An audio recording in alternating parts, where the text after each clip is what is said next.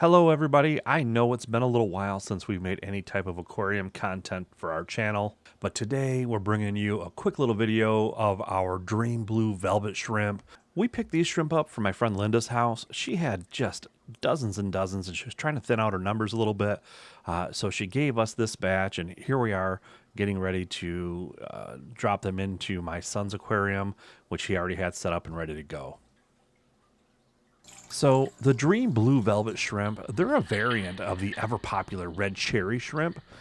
I think they're breathtakingly beautiful. They have this striking cerulean blue color, and I think it adds elegance and maybe a soothing, ambiance to any aquarium. This breed of dwarf shrimp, they're slowly gaining in popularity, probably because of their stunning coloration and their ease of care. They're hardy and easy to breed, which makes them perfectly suitable for somebody who's looking to start with dwarf shrimp. And as far as size goes, the largest a female is probably going to get is around 2 inches, but mostly they're about 1.5 inches to 1.25 inches, with the females being bigger than the males. We call them blue velvet shrimp, but the species name, which is fun to say, so say it with me, it's Neocaridina davidi, formerly known as Neocaridina heteropoda. So now you're super stoked and you want to get some of these dwarf shrimp because they look pretty awesome. And then you're thinking, well, what should my tank parameters be? Well, the good news is they recommend a pH level from 6.4 to 8.0. That is a wide range in my opinion, and I think it fits almost every aquarium hobby out there. I think you'll be just fine. They're looking for a temperature range of about 72 degrees to 82 degrees. Dwarf shrimp love the cover that plants provide, and they like to graze on the plants for the algae. So I'm putting that in here for you. I mean, they'll eat it, but it's not their favorite. This is the stuff I told you, smash it on the glass. I have some photos that I'm going to give to you, but for example, you see it's smooshed on the glass, and you can see them all eating it. Oh, shit. Oh, and then there's some pictures of like the dry start, what it looked like. Then when the babies get big enough, they detach, and then the cycle starts all over again. The fish and the shrimp like to hide in here, and they'll also eat that because, that's kind of what they do. So when I see the leaves getting yellow, I just kind of, that was not too bad. If they get really bad, I just kind of pinch them off so they don't take away from the mother plant. I love this cat. Is that Archer or Jack? Jack. I like the blue points myself.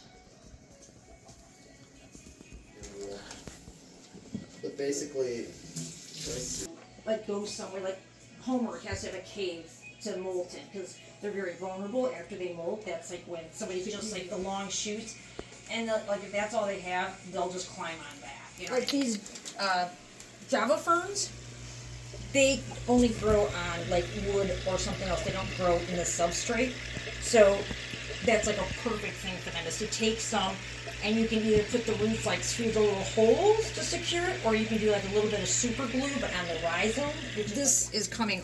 See how it's growing off?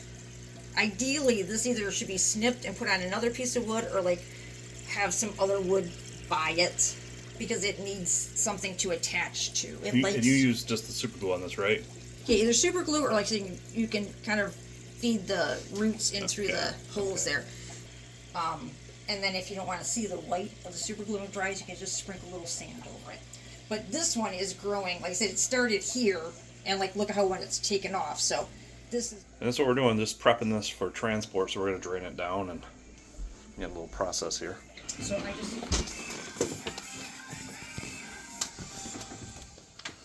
just be careful driving. Here's a wild turn and it's cracked. Pictures of a different tank. There we go. There we go. what? I like the skull you have in the keys. I have to get one of those for myself.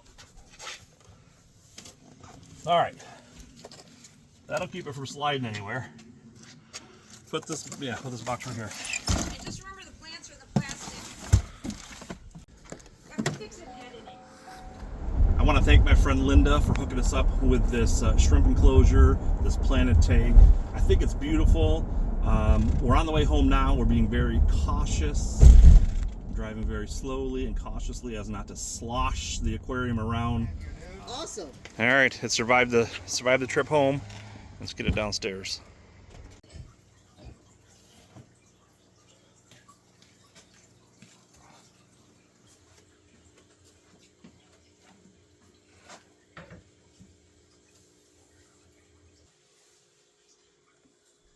That's gonna look perfect there. We're gonna fill this up using the Python hook, and we're gonna fill it right through the filter area, just like that. You can see it filling up already. And these little Python products are freaking awesome. It's a hook, it just sits there, I'm good to go. I'm just gotta keep an eye on the water level, and you can see that it's filling in the back and overfilling into here. So it should come out of these in a second. And I shouldn't have to worry about overfilling the back of this. You know, I suppose I could have rearranged this thing before I filled it up with water. But anyway, it's got water in it now. Let's get the filter going and let it get cleared up in there. I can see that the spray bar is working. You can see all the movement that's happening inside the tank. And oh, there's our little friend Homer. Look at, there he is.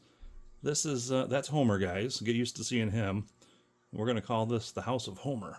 Look at here. Homer got himself a shrimp.